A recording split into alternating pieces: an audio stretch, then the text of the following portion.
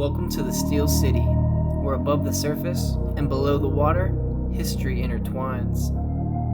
We traveled across Pittsburgh, diving into the stories behind its countless bridges, exploring a selection of diosites rich in history, most shrouded in mystery and legend, both urban and ancient.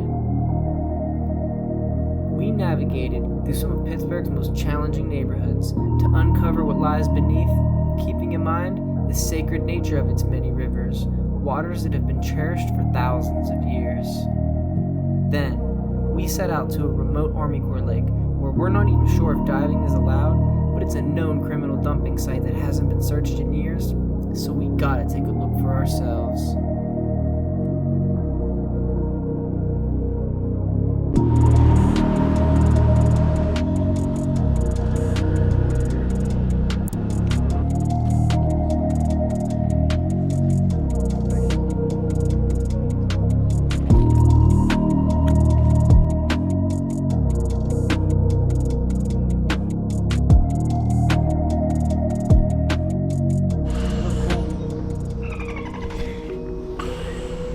To begin our search, we descended under the 5th Avenue Jerome Street Bridge to explore the underwater landscape of the Youghiogheny River in McKeesport.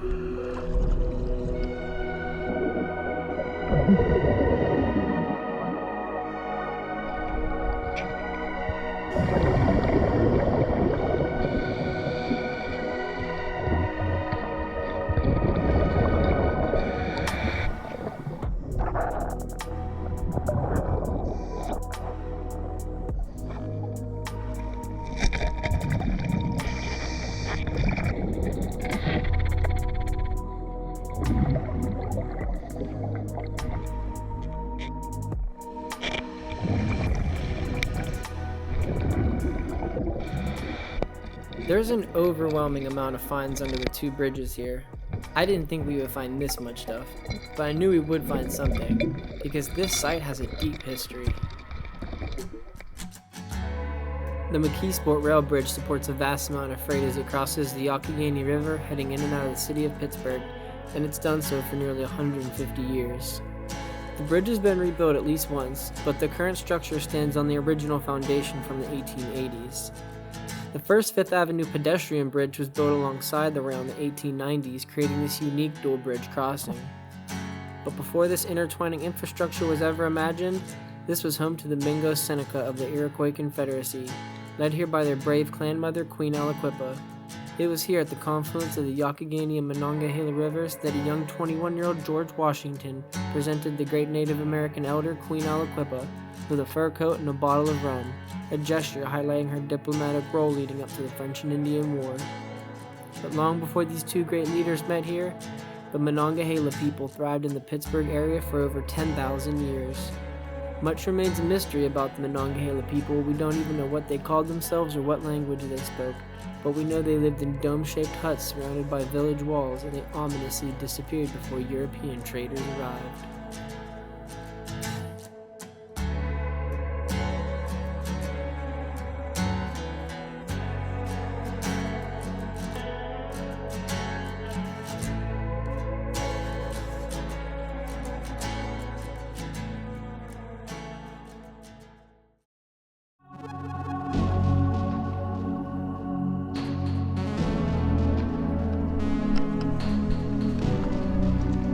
After uncovering all this epic history about the site, there's no telling what we could find down there. And although it was raining and I got split up with my crew, I had to go back for one last dive before heading to McKee's Rocks.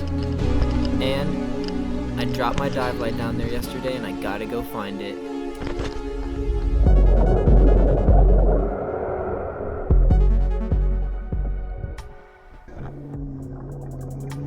I was heading over to where I wanted to start my search and I came across this awesome grappling hook style boat anchor.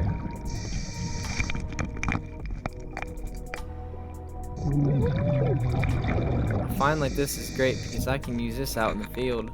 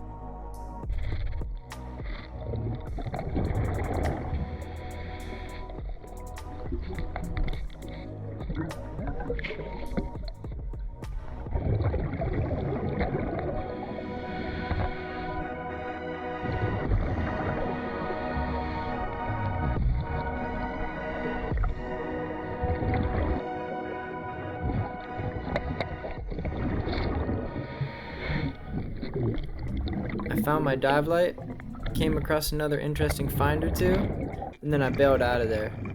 It was still raining on the surface, and the water was starting to get murky. I rounded up a few interesting finds that I wanted to bring back, and I climbed out of there. It's time to head to McKee's Rocks.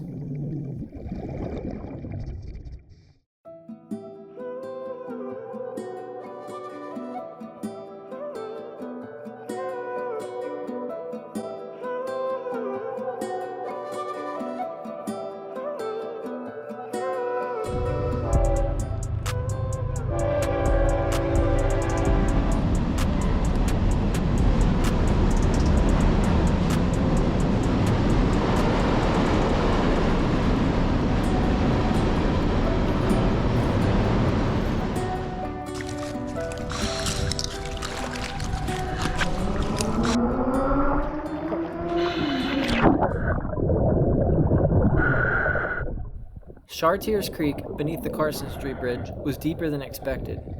I climbed down a branch and quickly found myself at the edge of a drop-off.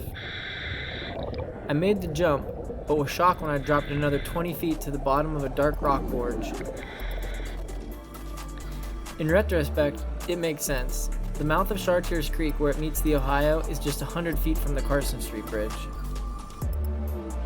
Chartiers Creek is actually the first major tributary to the Ohio River after the river's formation at the confluence of the Allegheny and Monongahela rivers, more commonly known as the Point, the heart of Pittsburgh. We'll be heading to Point State Park next to dive beneath the iconic Fort Pitt Bridge, but first, let's head back in time to McKee's Rocks.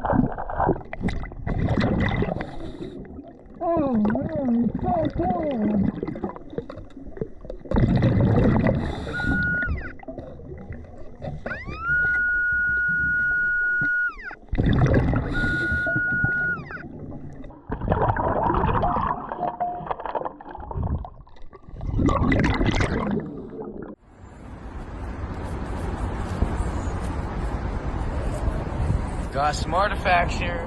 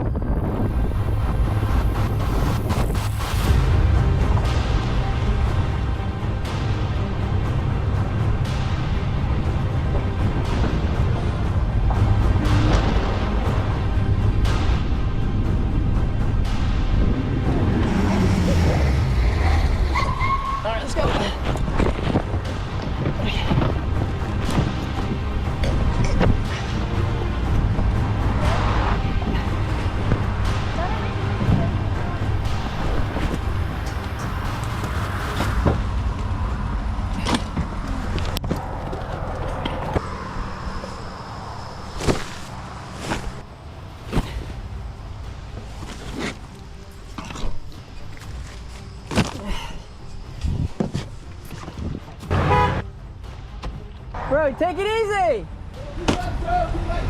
Okay. You stay with that? Okay.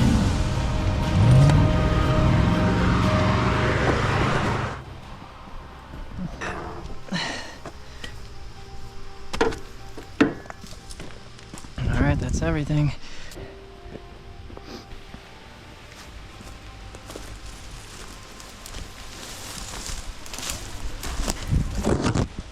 Yeah, I was wondering. Well,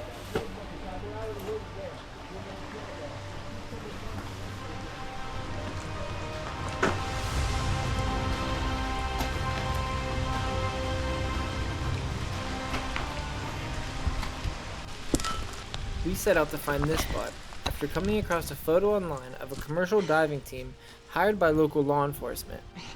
They were brought in after credible intel linked the area to organized crime.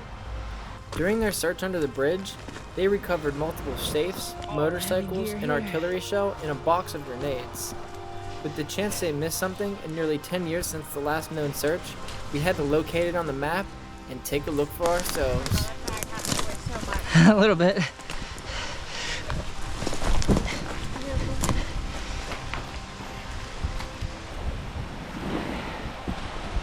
Wasn't 100% sure if you're allowed to dive here. This is iffy though, because there is signs that says property of the U.S. government. There's our hot water. Dive flag. And we're good. Thank you so much for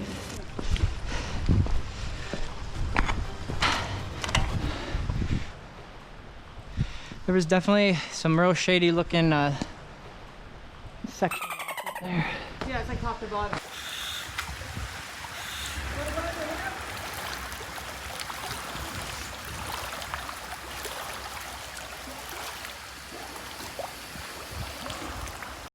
It's just empty. Want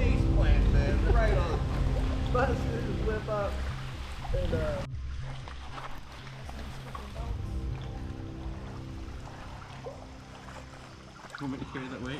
No, this one's not back by the other. I'm just more like, I just really good to carry. Like, I guess how else are you going to get down there? Yeah. I just never thought of it like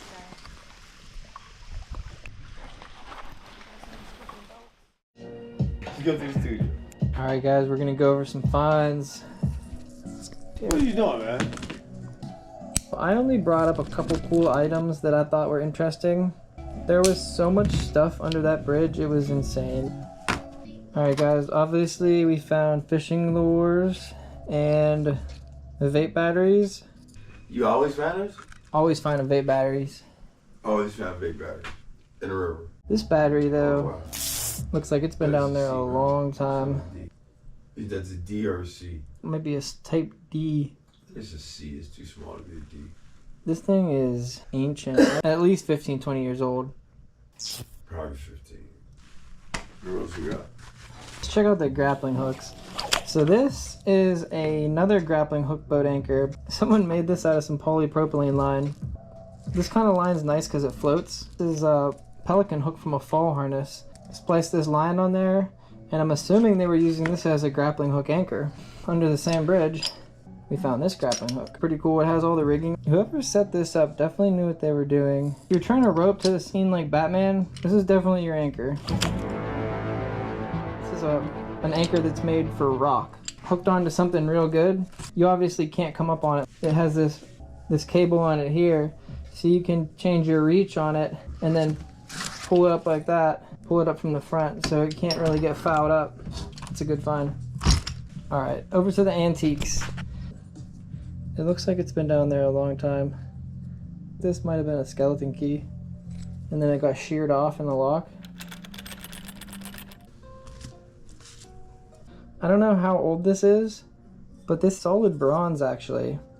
I believe it's solid bronze. It might be brass, but it looks more like bronze. I think this might be for the front of a fancy house, right next to the door.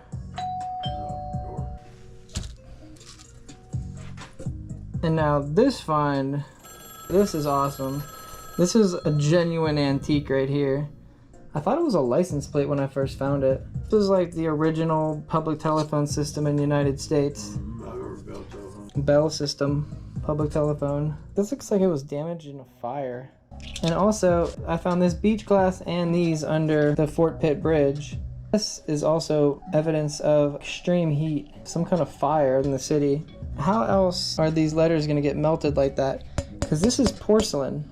This is actually metal, plated in porcelain. For that to melt like that, this definitely seems like evidence of some kind of fire. There's a lot of history down there. I don't know what this is. At first I thought it was some kind of mining tool. Now I feel like there's something to do with the railroad. This is what it originally looked like. Looks like an LB on there. I cleaned this one up with a wire brush. Drop a comment if you know what this thing is. For all you Pittsburghers out there, I got a pretty cool find. I found this in the woods. This is an original glass pop bottle from what I believe to be 1940s to 60s. They started to use this zoning 6 for Pittsburgh in 1943, then changed the zip codes in the 1960s. From this little mark down here, I believe this is hand blown. This is a pretty cool Pittsburgh find. Well, I hope you guys enjoyed the video. If you want to check out any of my art, there's a link in the description. If you learned anything, don't forget to drown that like button. And for all you commercial divers out there, I'm thinking about making a video for homemade hot water suit. I need to make a new one, so I think I'm gonna make a video about how to make a commercial diving hot water suit since it is getting cold out.